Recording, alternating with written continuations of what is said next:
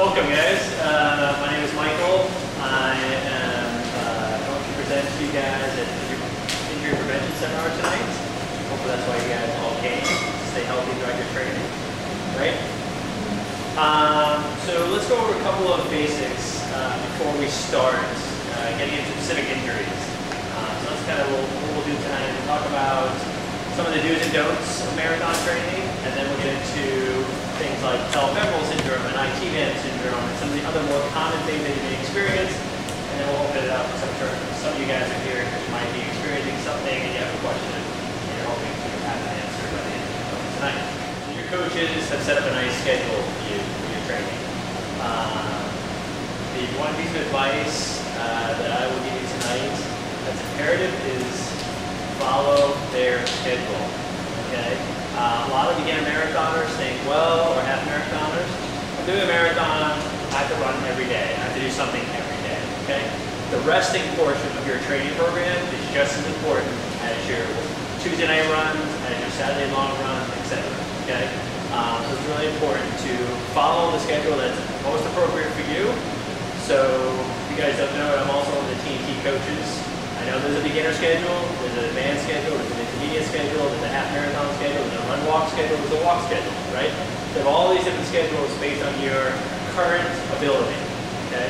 Not your ability 10 years ago, not your ability 5 years ago, but where you are fitness-wise currently, okay? So that's really important to kind of follow that as well. You'll hear these guys talk about, or you'll see at your schedule, the frequency that you're running. Okay, a lot of people, there's a fine line between overtraining and undertraining. Okay, there are people out there that try to get away with as minimal as possible when they're training for a marathon or a half marathon. So try to avoid that as well. So if you're a beginner and they ask you to run 3 or 4 times a week and you're healthy, that's what you should be aiming for. If you're more advanced and it's more time, then that's fine. What we do a lot of times is we supplement our training through cross-training, okay?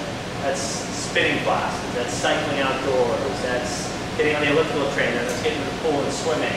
Those are all cardiovascular type of cross-training.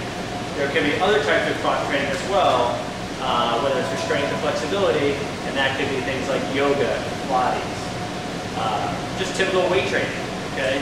Getting in there and doing a lot of lower extremity strengthening. How many of you guys think that because you're running or you're working your legs all the time that you don't have to do any kind of strength training? Nobody, everybody's doing their strength training twice a week? You guys lie.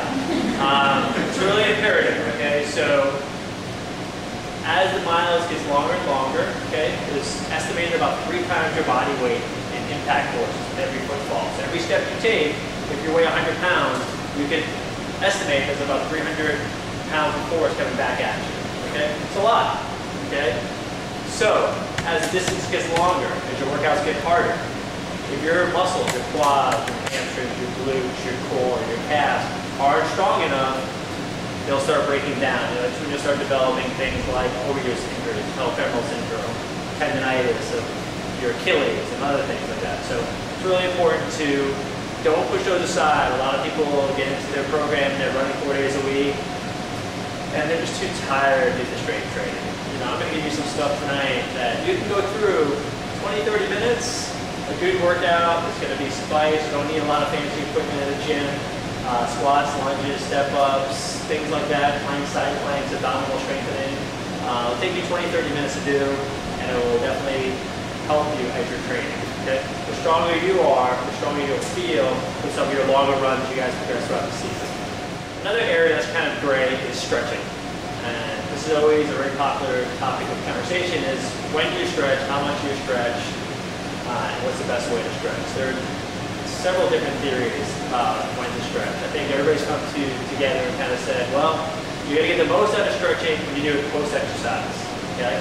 I personally don't stretch prior. I don't really see a lot of benefit of pre-run stretching.